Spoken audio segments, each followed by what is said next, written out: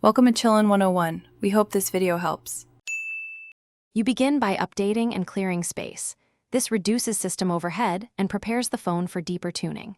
Install the latest OS update now, because patches often include speed fixes and battery improvements. Once done, free at least 15% of storage by removing unused apps, large videos, and duplicates. That prevents background thrashing. Make a quick backup to Samsung Cloud or Google Drive so you can undo changes if needed, and then proceed to focused optimizations without risking data loss. You now target apps and battery behavior to cut CPU and memory waste. Open Settings apps and uninstall or disable bloatware. Disabling system apps stops them from auto-launching.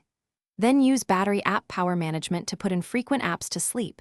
This reduces wake locks and CPU spikes. Once done, restrict background data for social or streaming apps you rarely use. That lowers network activity and saves both battery and RAM. Make sure to test core apps after each change to confirm no essential functions break.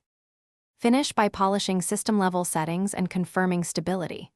Run device care to optimize memory, storage, and security, clear app caches, and if the phone remains sluggish, boot to recovery and clear the cache partition. This can fix residual performance issues. Lower screen brightness and switch from 120Hz to 90 or 60Hz to extend battery life. If you still see freezes or crashes, back up your data and perform a factory reset as a final step. This cleans deep software corruption.